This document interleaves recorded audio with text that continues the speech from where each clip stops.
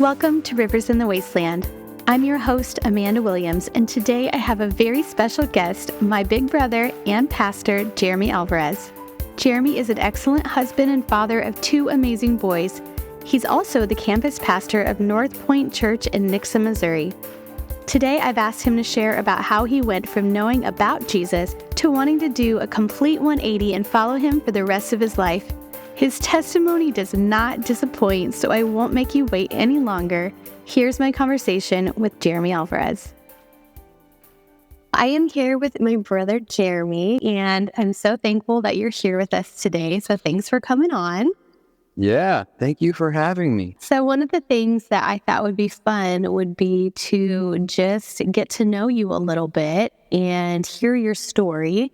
And something that I haven't really talked about a whole lot in my podcast so far, I haven't really shared my testimony, but you are a huge part of that testimony and kind of where it all began for our family. Yeah. And so I just wanted to get started with that. I thought that would be fun to kind of hear all of that from your perspective. My first question, and I know a lot of these answers, but it'll be good for me to hear them from you. It's I wanted to hear kind of what life was like for you growing up. Yeah, you do know the answer to that. Yeah, but I guess it is interesting to hear others' perspectives. We had, from my earliest memories, we had the every other weekend situation, obviously with mom and dad being divorced from the time we were pretty young. So we had that, that dynamic was present, but then also the dynamic of, we were living in 3-generation house, living with our grandmother, and she basically, was a big part of raising us until we moved to Kansas City. So that dynamic was at play. We also had I never considered it a mixed family, but that's what it would be called now. But right. Our younger siblings being half sisters and brothers, although we've never considered it that or spoken about that way. That's what it was. So there's that. I feel like things were pretty, when we were younger, for sure. I felt like we had a pretty tight, I don't know if leash is the right word, but we had pretty tight parameters. We didn't get away with anything. And I didn't try anything wily until I was older. Just growing up, I always knew that, if I did something crazy, mom would know before I even knew. And so, that is absolutely true. But the difficulty of the every other weekend thing, just having basically two distinct lives that you lived as a young person, that you had two homes and two, you had sets of family that didn't even know each other, that was always interesting. Obviously we moved to, I don't know if you shared this part of your story at all, but we moved to Kansas City when I was 11. You probably would have been 10. Yeah. I was in 6th grade.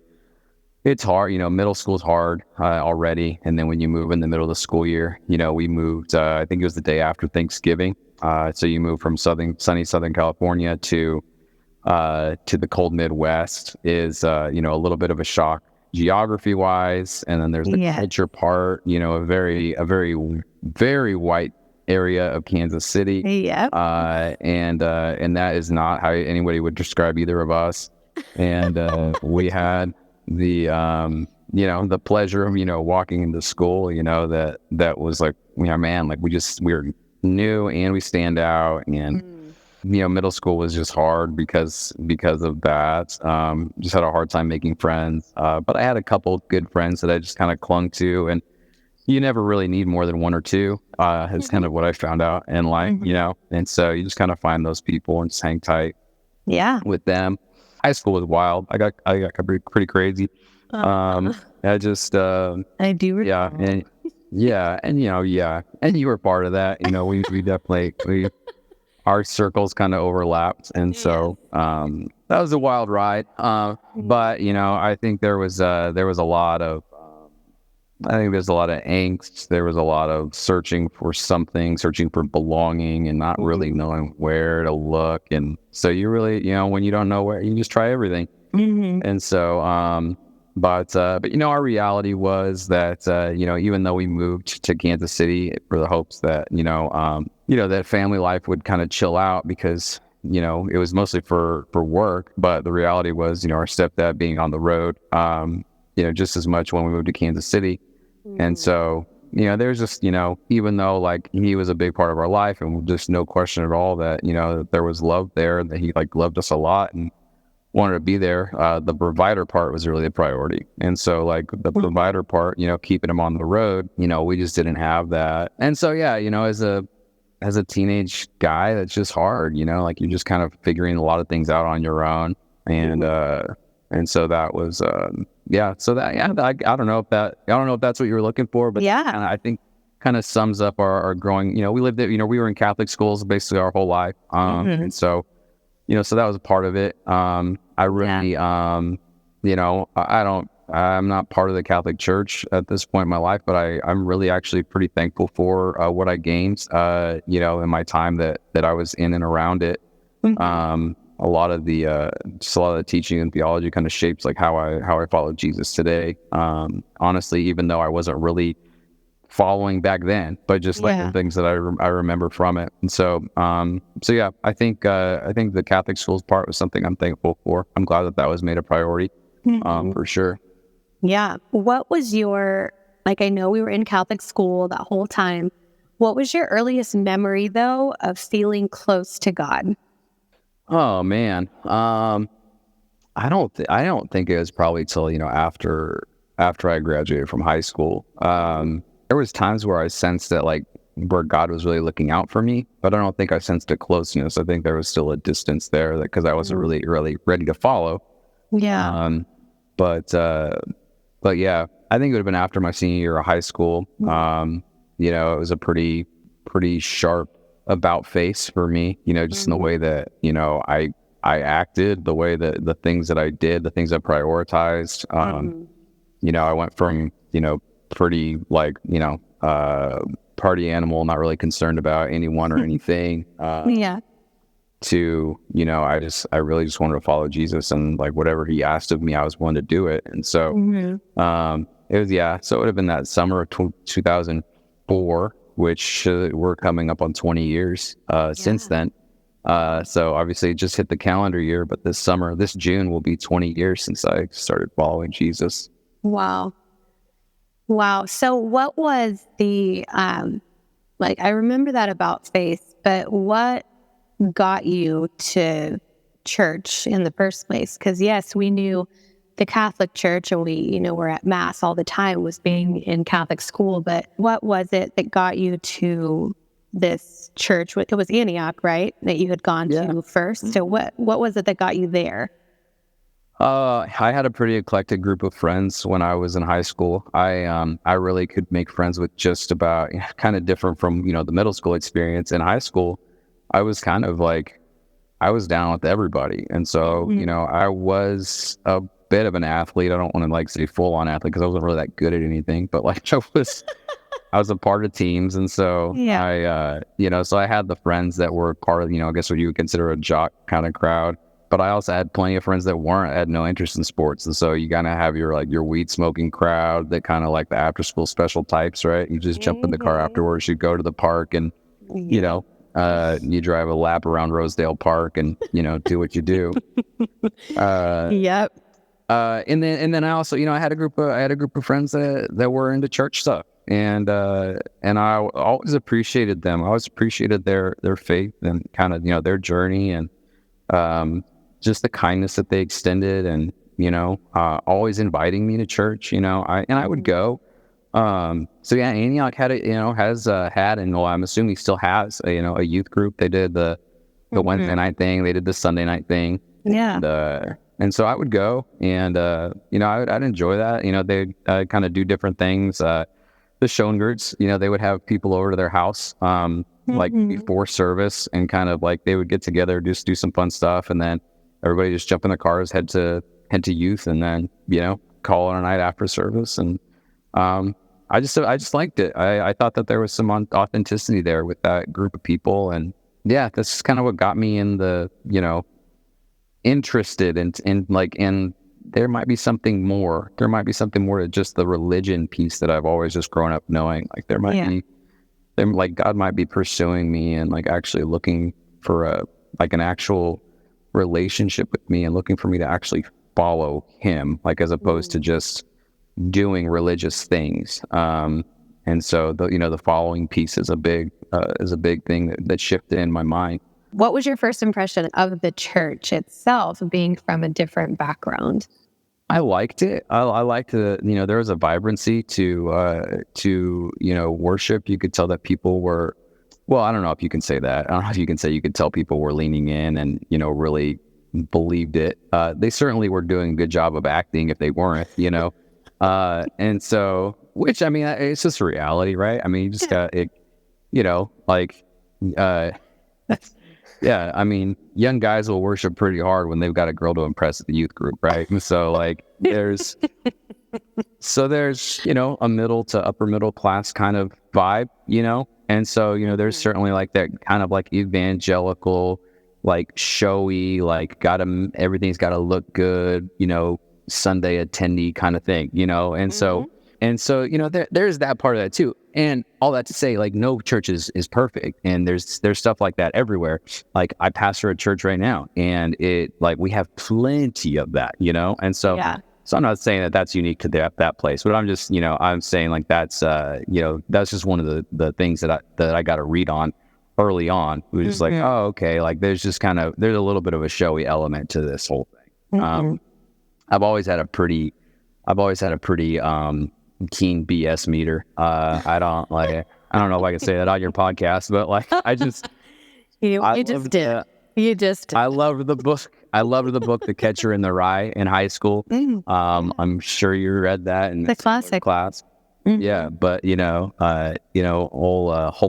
Holden Caulfield, he talks about he's just got this agenda, about basically exposing phonies, and that's just always been something that it's been a mission of mine, but like, I can just sniff that stuff out pretty easy. And so, yeah. So I don't know. I don't know if that answered your question in any way, but like, but I think there, that kind of always, even looking back now, I'm just like, man, like that just kind of like charismatic, like super, like, showy experience, like I've always had a degree of caution with it. Even though I have also had a high degree of participation in it, and so it's, and so there's been times where I really had to check myself and check my heart and like, okay, like, am I really looking to follow Jesus here? Am I really worshiping, or am I part of the show? And so, I feel like that could be its own episode talking about that topic. For sure.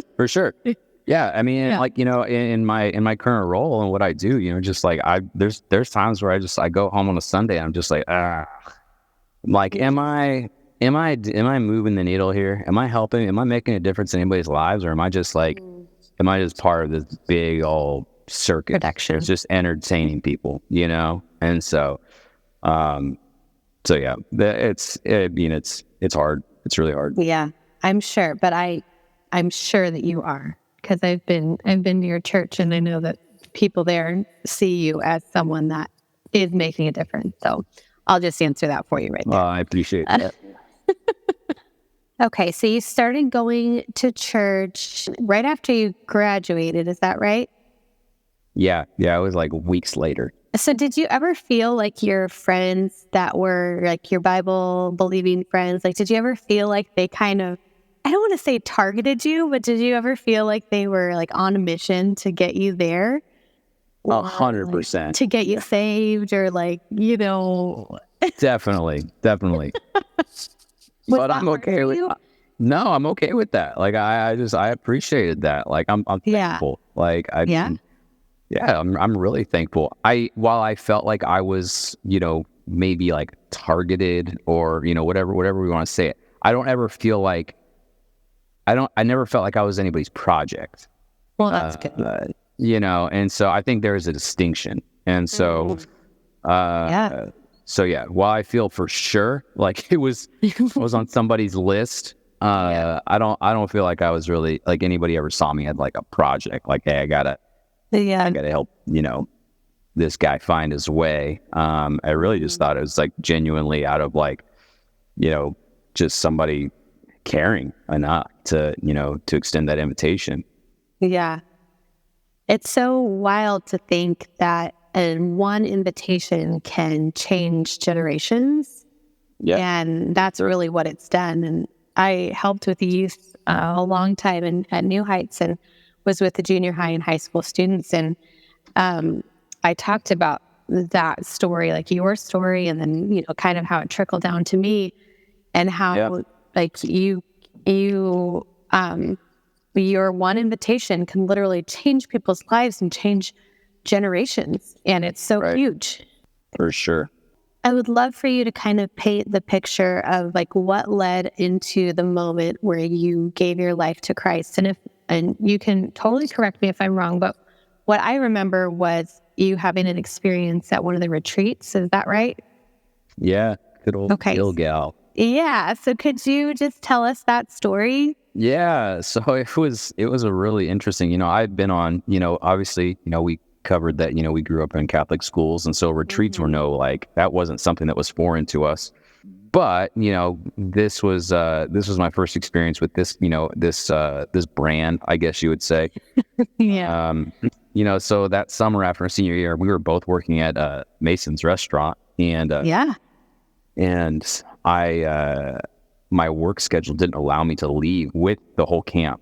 And so basically, everybody shipped out on buses, but me, Katie Schonger, Cassie Halpin, Aaron Kelly, and Lindsay Slavens, for whatever reason, that group of five we drove separately because like we all had schedules that didn't allow us to leave with the buses. Obviously I went to high school with three of them. I did not even know who Lindsay was.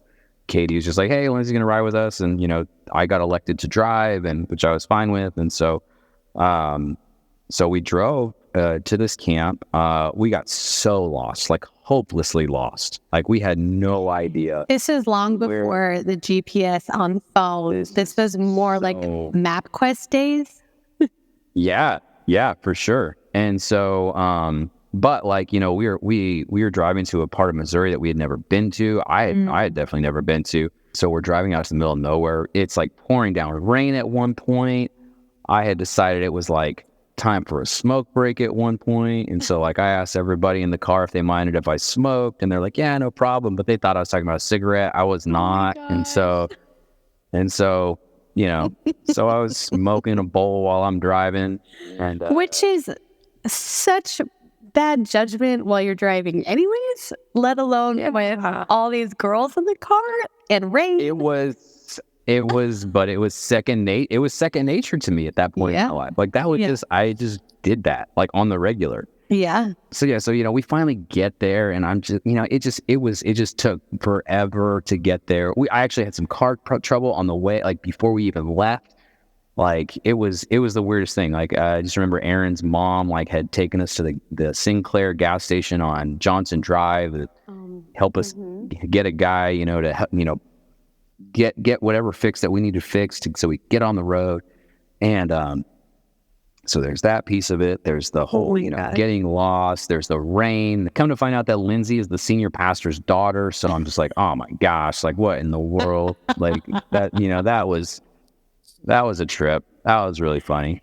And so I get there, and I'm just like, what am I doing here? Like, why? Like, these people are not like, it's just like, one of these things is not like the other. That was me. I was the one that was not like the other. Yeah. And so I didn't know. Did they realize you were smoking pot and not cigarettes, like right away? You could smell it. You can tell pretty quickly. Did they say anything? No, they were too kind. I mean, they wouldn't have done that. But I think one of them pulled me aside afterwards and was just like, like that Lindsay's the pastor's daughter. It's like, oh no, really? Okay. Man. And so that was funny. But we get there, and I'm just feeling lost, out of place. Like, man, like this was such an ordeal for me to get here. Maybe I'm not supposed to be here. Having your vehicle there is very tempting to just leave when like you think nobody's looking. Sure. And so I had kind of that first night. I kind of had a thought like, man, maybe I should just leave like during the night, and like nobody will know. Like, no big deal. Like, I'm an adult at this point. I'm 18 years old, right? So it's like nobody can stop me or tell me I can't. And so, but I remember the next, I decided to stick it out. Lee Schrock was in a bunk right next to me. And so I just remember kind of striking up conversation with him. The next morning I'm just kind of I'm like, all right, like what's my purpose here? Am I supposed to be here? What's the deal?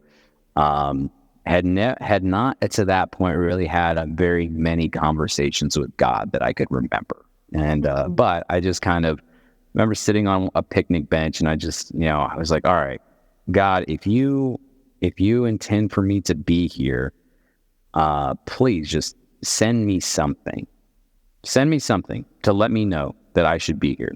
And so not more than 2 minutes later, Tim Wilson, who's a big part of your guys' life, still, Tim Wilson came walking up to me and said, introduced himself, asked him my name, and I told him my name. He said, he said, oh man, it's really great to meet you. He's like, you're actually on my team for the week, and in church camp world, being on a team means basically like for the activities, but then also like the spiritual part of it too, like, the discussions and things like that. So basically it's just like going to eat meals together, and, you're just going to basically, that's your crew for the days that you're there. Mm-hmm. And so I was like, okay, cool, man. Well, like, I have no idea how this thing goes. So whatever that means, awesome. Like, so, but, I don't even remember what our next step was, but I do remember very clearly knowing that like, okay, like God has just answered my prayer. Like he sent somebody to me, to make, just show me, just give me a sense that everything's going to be all right, that I'm right where I need to be. And so I had a great time. I mean, it was a lot of fun. It was, I really do, I think in the camp environment, I think it's really important. Like I love camps. There's a lot of reservations and misgivings I have about them at this stage of my life, that like the risk factors that I didn't see when I was that age. But I think there is an importance. I think there, just the away from the distractions, the camaraderie that develops with people that are kind of doing things together for a couple days without those distractions, the recreation stuff just kind of breaks down barriers and walls, and kind of just develops community and that kind of stuff. So there's just so many good things that go along with it, and really all to just prepare people's hearts for like what God would want to like speak to them. And and I think all those things collectively just prepare people for that. And so it really just kind of works the ground for the seed, to grow and take root. So yeah, but I didn't make any decision during that camp. I didn't make any change or decision while I was there. I don't even know if you know that part of the story. No, I don't. I thought it was like an altar call type moment. Yes, but not at camp. Okay. So I went, because basically the whole time I'm like, oh yeah, that's cool. Like that was kind of my posture. Like, yeah, that's cool. Yeah, like I mean, yeah, that's awesome. Like that's great for you. Hey, all those people go onto the altar. That's really cool for them. Like I really, but I remember on the way back, driving back home from the retreat or camp, whatever we want to call it. I remember feeling this sense of that, like, I didn't really need to be chained or, in bondage to the things that, I had been, and so like, one of the vices I had was smoking weed, I liked it. I did it a lot, and it was just kind of like the norm for me. It's what I did when I woke up. It's what I did, midday. It's what I did to go to sleep. It's just like, it was pervasive in my life. And I just remember it, like, I remember taking like all the stuff that I had with me, all the paraphernalia and product, so to speak, that I just rolled down the window and I chucked it out, and I was like, man, like, I just don't need this in my life anymore. Like, I think there's just something better and something different for me. And so still hadn't really made a conscious decision to follow Jesus, but I knew that like that was something that was holding me back just in life. And so we get back, there was a service where it was just kind of putting like the finishing touches on it, right? Where it's like, you had all these people that went, and then, all the people that weren't able to go are able to hear about all the great things and, celebrate with people and like, man, like, hey, God really moved in people's lives, and people made some real great decisions, and, it was just a benchmark moment for people and all that.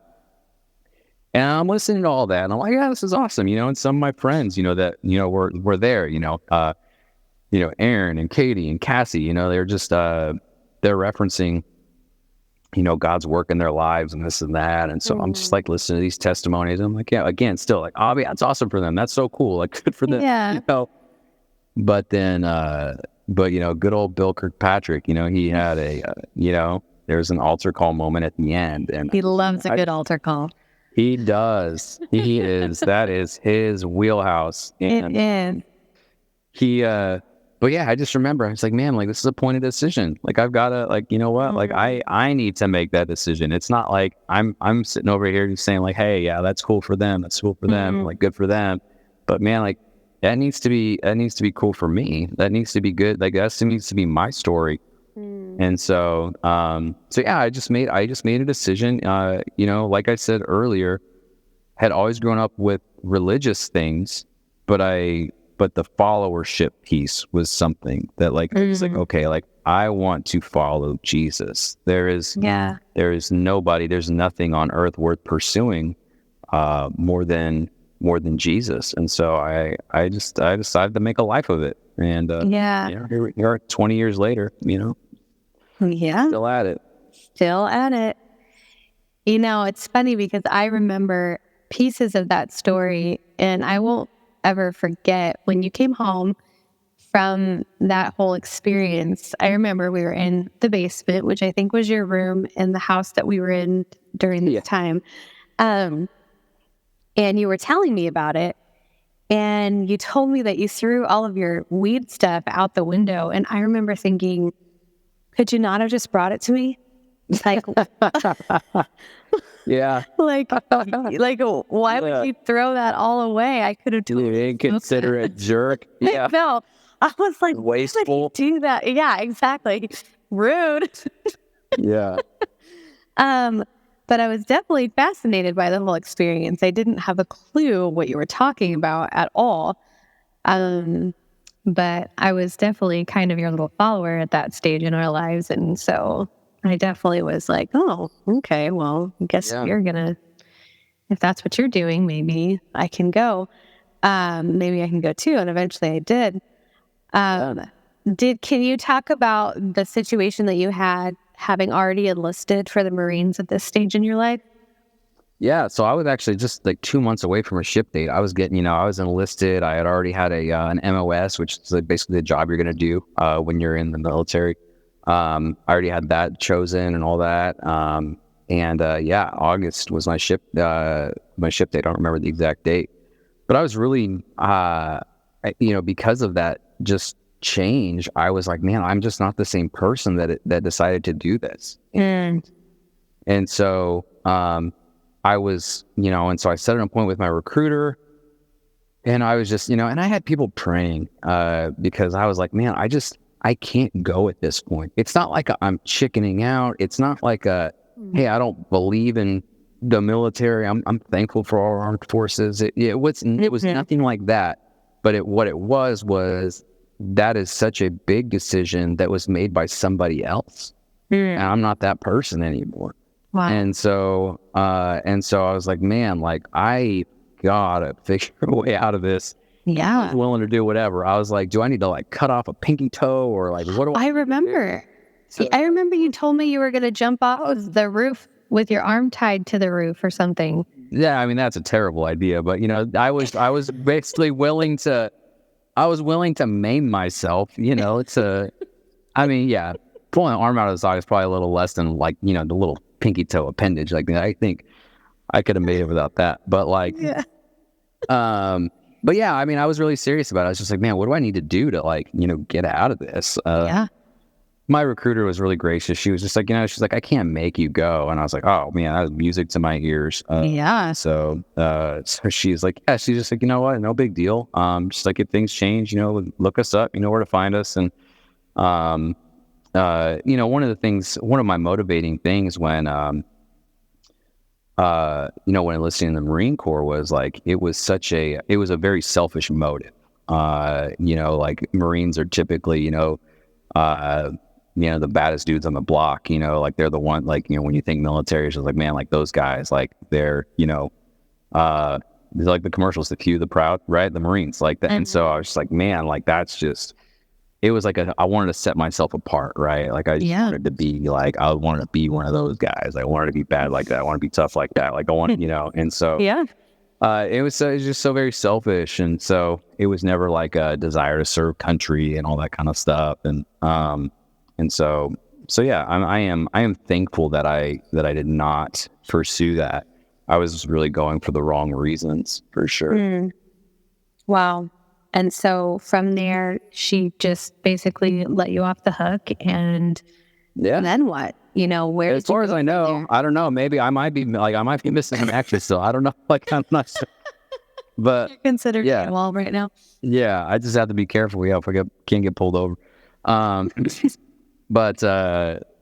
yeah, she just said, yeah, hey, you know what? Like we'll part ways, and if things change, let us know. And so from there, I just, I decided to kind of pursue, like a discipleship and internship kind of opportunity, down in the area where I live currently. It's kind of the catalyst for what brought me here. And so I just, there were some guys at Antioch, that were doing the same thing. And so I followed them down, Jonathan Murphy and Chris Parsons. And so, great guys that I still cross paths with today, and I just recently got together with Chris, and, I was able to thank him, just for his investment, 20 years ago. And, just him allowing me to kind of tag along and learn from him and, just kind of go on this journey. Through such a great family. The timing of all of that. Do you remember when I was going to do that program, Amigos? When I was going to go live in a different country? Well, that whole thing, we did all of the fundraising. I had Mom in the snow delivering fruit boxes for people. I was set to go. I don't even remember where I was going to go live, but you were going to go off to the Marines. And I found out that my date to go on my trip was like a month before the date that you had to leave. And I didn't want to go because I didn't want to be gone when you were gone. Like I wanted to be here like the whole time. And it was just kind of ironic. So all that to say, you should have gone. Yeah, I mean, it probably would have been an amazing experience. So thanks for that. But sure. Yeah, I didn't know that. Well, yeah, I guess I owe you a trip to Guatemala or something. Yeah, exactly. No, but it was totally God's plan because I wouldn't have been there to be so up close to that experience, to be right there, to see you come back, to have those conversations, to go with you right away when you came back, because I felt like I started going to church with you not long after all of this. So 4th of July weekend or week, whatever. I don't know if you remember that. Yeah, but that was kind of the catalyst. And so I just, I remember telling you like you're a hot mess. You're a mess. And, which unfortunately, fortunately, I knew well because I had kind of led you there. But also like, unfortunately, like I had led you there. Right. And so I really felt I felt a burden to lead you out. Because I was just like, man, like my sister jacked around because like, this is what I taught her to do. And so I was like, thankfully was able to kind of give you, and not that I could lead you anywhere because I didn't know where I was going, but I could point. you know? So. No, I remember that. I remember 4th of July, and I remember being super intoxicated on the driveway of our house and wanting, like, I don't remember all the details because it was so fuzzy, but I remember needing you to be there, you coming back from wherever you were, and I remember saying that I want what you have. Yeah.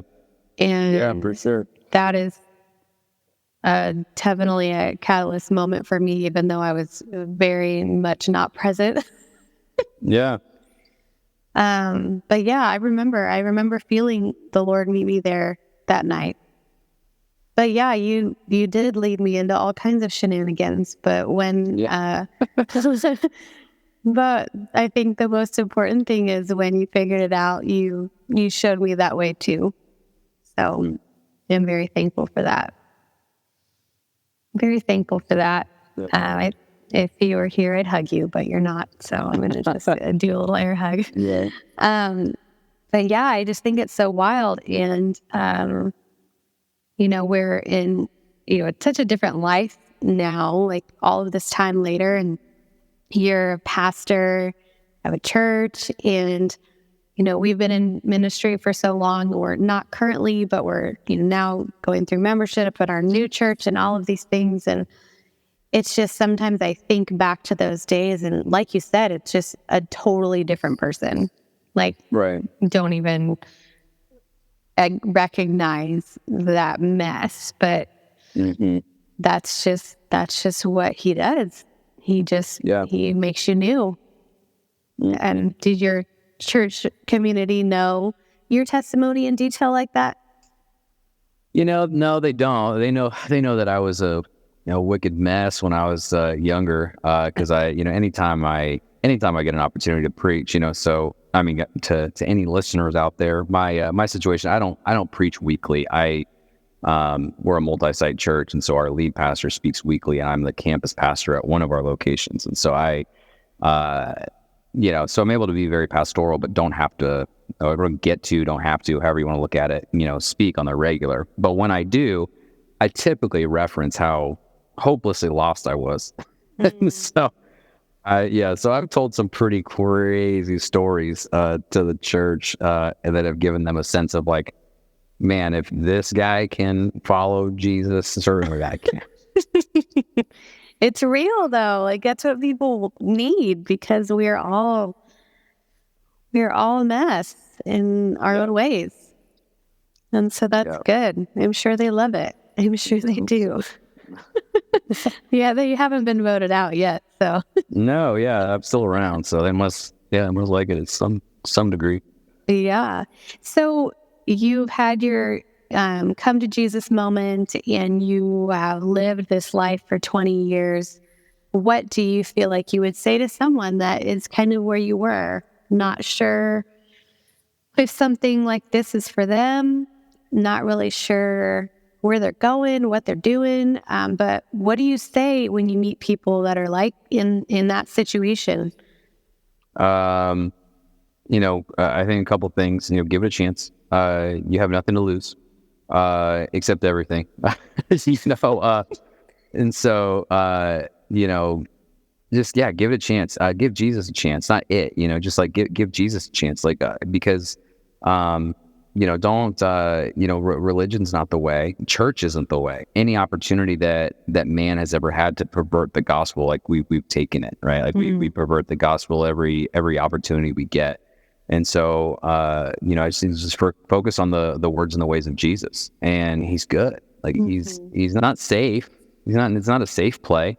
Because, like I said, it actually can cost you everything, but in the best way possible. Right, where you you just give everything up, and it's like you but gain it all back and then more, right? And so because I do get calls. I get calls from people that are just like they're in their desperation moments, right? And they're just like, man, like I can't do this, or I'm a mess, and I'm just I'm just a worthless sack, and I'm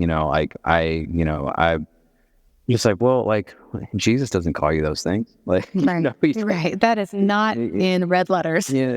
Yeah, for sure. And so he he calls you his, you know? And so, you know, I think I like to get the point across to people that like, he is in pursuit of them. You know, he wants them to, he wants them to follow close behind, you know? And, you know, so really like, I think, you know, for me, like my role, you know, both, you know, as a profession, but just as a follower of Jesus, like the only thing I see to do is give people a clear picture of him. Like, I'm not like, you know, I keep the Jesus following and the church stuff. I keep it really simple. Like you know, I think we've done so much to create barriers to people following Jesus. And I'm just like, you know what, like I'm with my team and our volunteers and just like anybody that's part of our church, I'm like, our number one job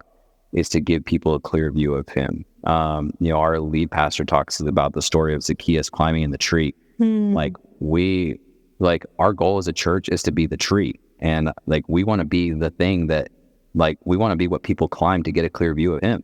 Yeah. And so, you know, we don't want to be the crowd because the crowd was in the way. The crowd was inhibiting, Zacchaeus' view of Jesus. Like they were blocking. And so I think too many times, like the church is the crowd where we're just like, man, like we get caught up on our preferences and the things that, you know, we're splitting hairs over stupid things. And, you know, and I'm just like, man, like that's the reason why people don't follow. The reason that people don't follow is because of just stupid, just the way like people have perverted the gospel and the way of Jesus. And so, you know, so I'm like, hey, don't follow people. Don't follow church. Don't follow this way. Follow his way. And so, yeah, I think that's the paramount thing. Is like, I just don't want people to fall into 21st century American Christianity. That's not it. Like, it's just not it. They like, I want people to be like, man, like what, you know, what does Jesus say? And man, what if he was serious? If we believe that he was serious, like we would do things a lot differently. And so yeah. So I challenge people to just do that. Just like, hey, you know, I don't think you need to read the Bible cover to cover and, you know, in a sitting. And, you know, that I don't think you need to, you know, pick up, you know, 14 different devotionals and just fly through those. And there's nothing wrong with those. But I'm just like, man, like just read the Gospels. Read the Gospels, like read Matthew, Mark, Luke, and John, right? And then that's the exact first thing I said. Yeah. Yeah, just read them again, and then read them again. And then like read Acts, right? The sequel, like do, you know, read that. And then like, you know, get really familiar with those stories, the stories of Jesus and the disciples. And then maybe venture into, you know, some of the other things. But it's just like, man, like anytime I'm feeling like I am off, I just go back to the Gospels, like, because that's it. Good. Because and so yeah, that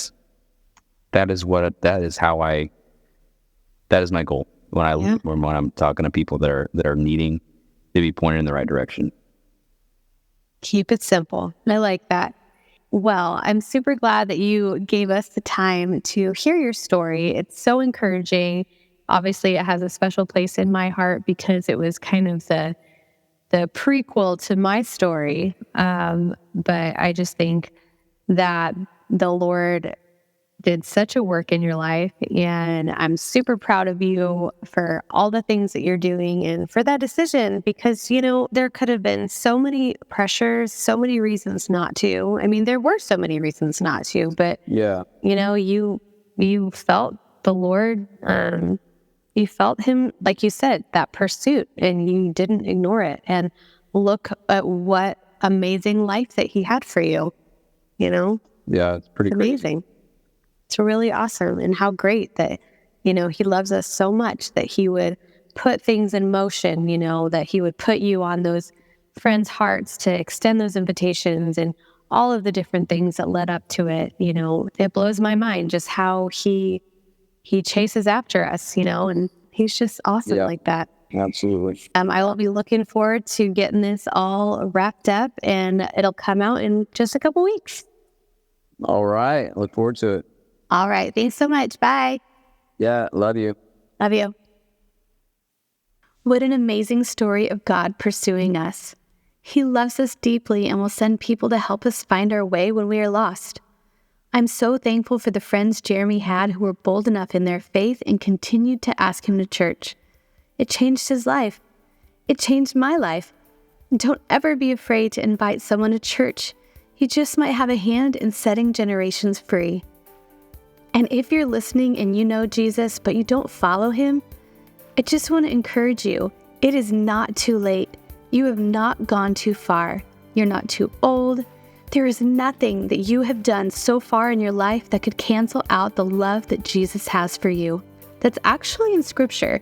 In Romans 8:38-39, it says, "For I am convinced that neither death nor life, nor angels or demons, nor things present, nor things to come, nor powers, nor height, nor depth, nor any other created thing will be able to separate us from the love of God that is in Christ Jesus our Lord."